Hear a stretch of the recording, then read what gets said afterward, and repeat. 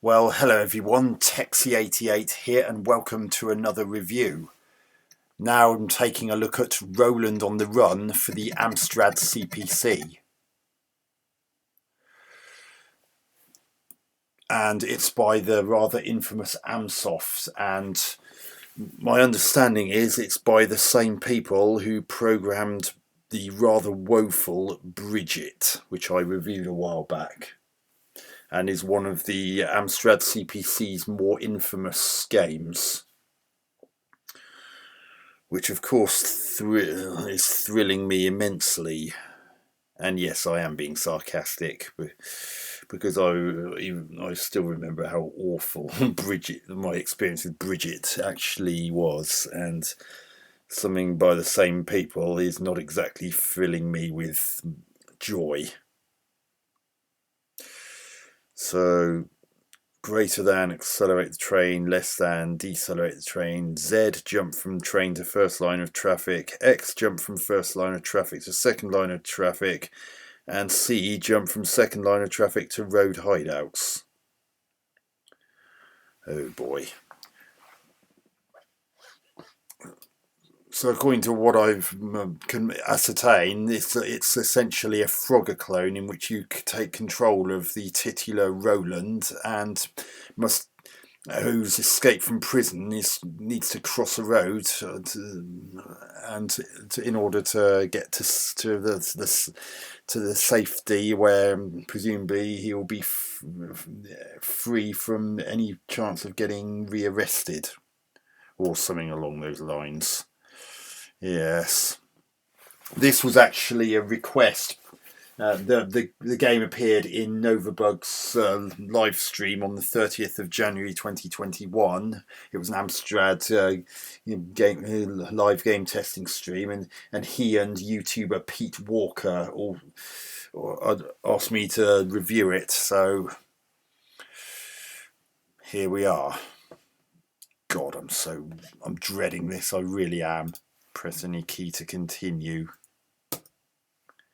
Enter number of lives. Well, let's try 50. Select level 1 to 9. So, oh bloody hell! So as I can accelerate and decelerate, and presumably that's Roland, the flashing man in the train there.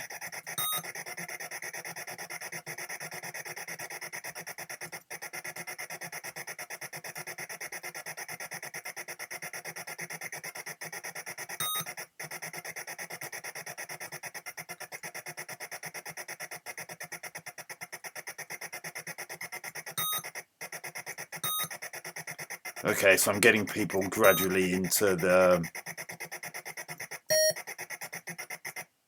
So I tried to get that one that's flashing.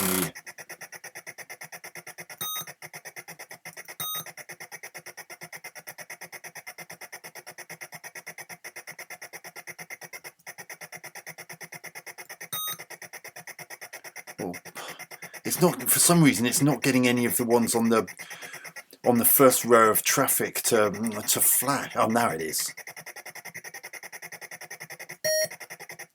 Oh, that one must have died.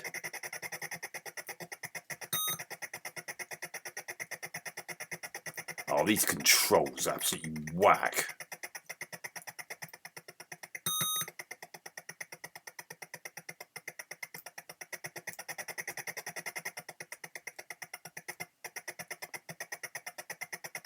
It's a bit ironic that sign in the background is saying epic when there's absolutely nothing epic about it.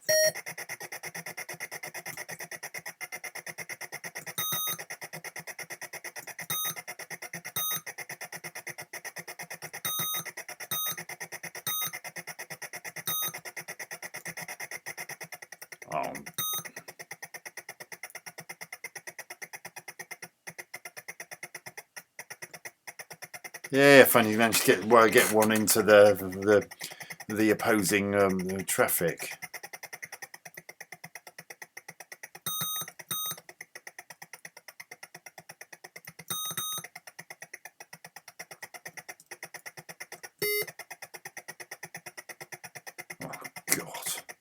This is rubbish. I mean, what the hell am I playing here?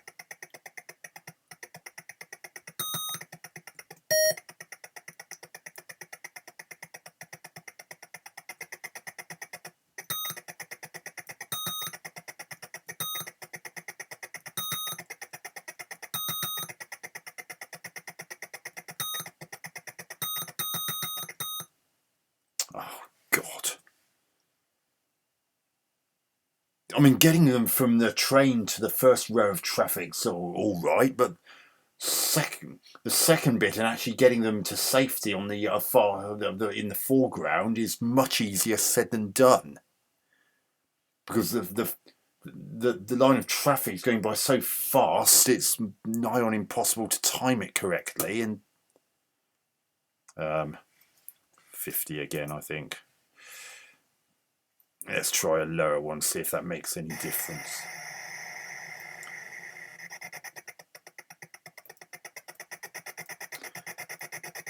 So it's easy enough to get the train to go at a speed comparable to that of the first line of traffic, as they're both going in the same direction. But as for the rest of it, you're pretty much left to rely on fluke. Yeah, and it just seems to change the flashing man as and when it feels like it. You don't seem to have any control over that whatsoever. So you might think you're about to get lined up, and then suddenly it switches to an... Oh, bollocks. Oh, this is trash. See, look, I should be able to get into that. See, look, it's just suddenly switched for no apparent reason.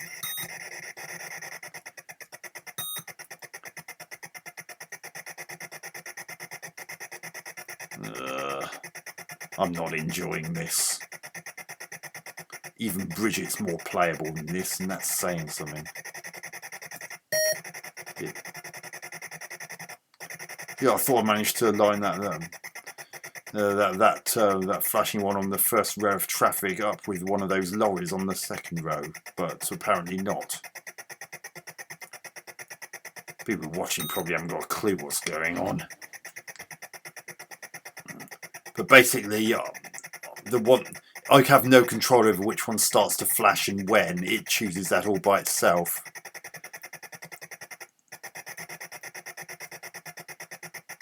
Oh, God. And...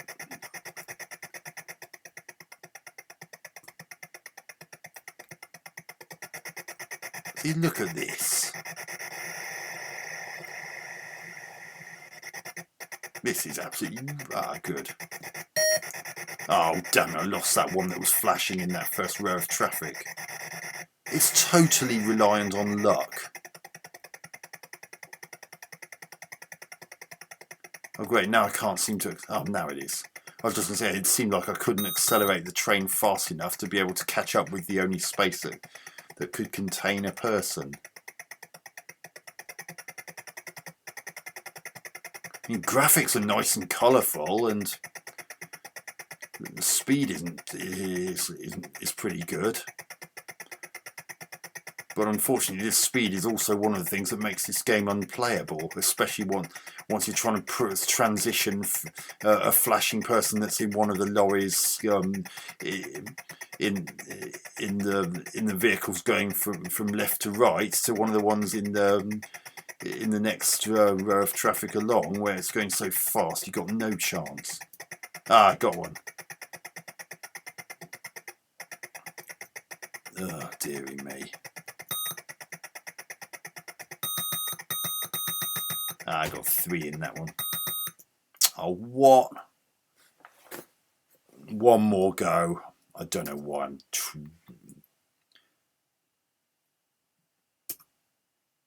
I mean, literally the only thing that this has over Bridget is that there's no horrible discordant music.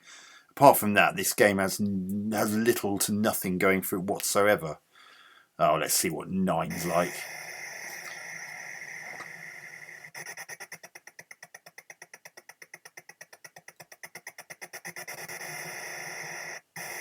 Oh, it does.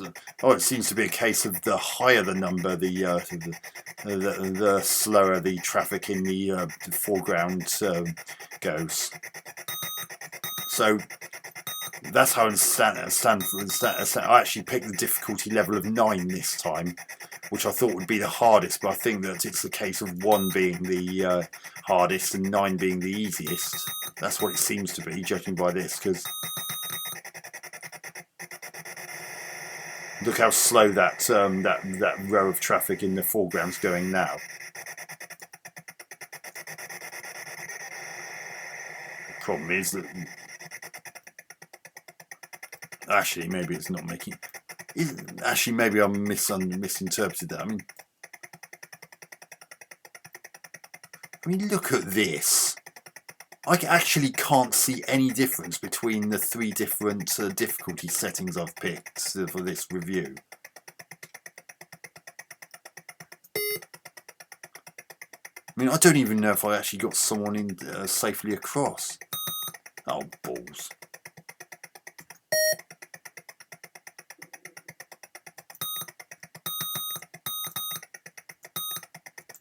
Oh, this isn't playable.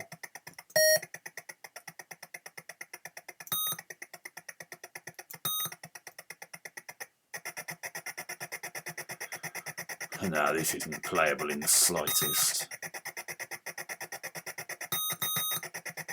What is it with these Amsoft games, which are either just plain crap or unplayable? Or nah, I do think I slightly prefer Bridget and Home Runner to this. Oh God.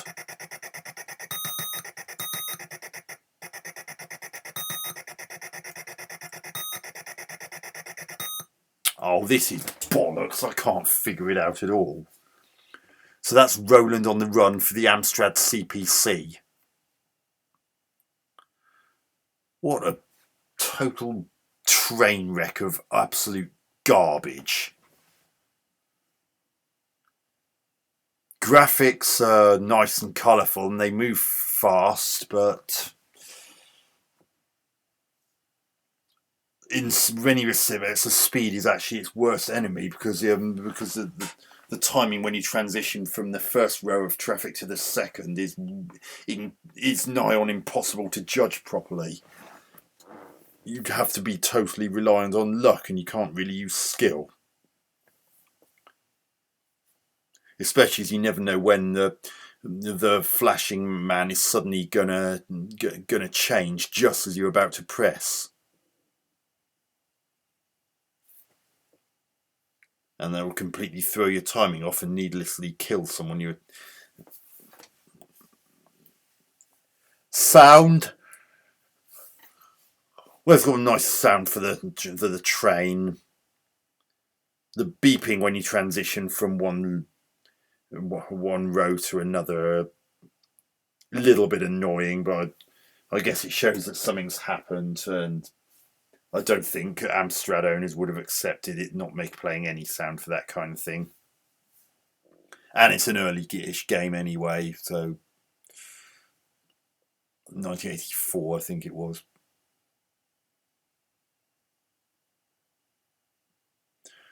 But I'm actually kind of glad there's no music in this, because the music in Bridget was horrible. So at least it's not ear rape like that while you're playing. But I would have preferred if it played a different sound, rather than depending on whether or not you successfully managed to get a person across from one lane to the next, or even to safety, because it seems to play the same sound regardless of whether you're successful or not, and that's not exactly helpful. Gameplay. What gameplay? Well, if you're going to play a Frogger clone, don't play this. Just go for Frogger. At least it's a lot more playable than this. At least in its initial guise. I don't know if there's a CPC version of Frogger yet. I'd have to look that up.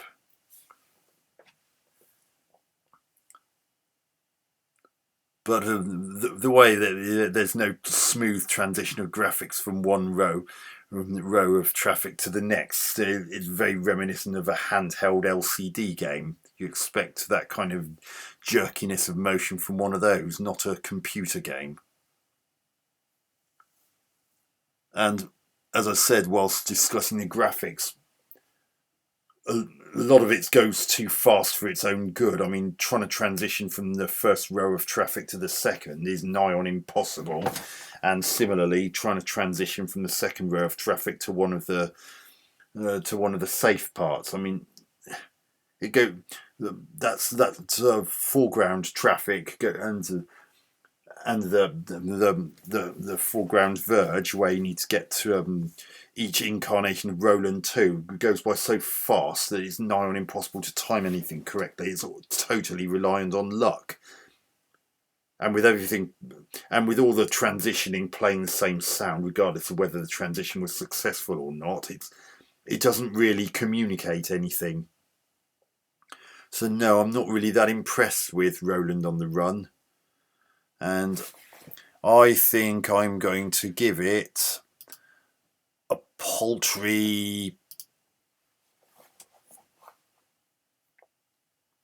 1 out of 10.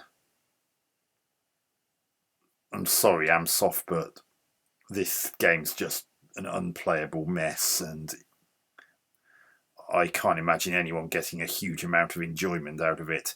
In fact, I can't imagine anyone getting any enjoyment out of it.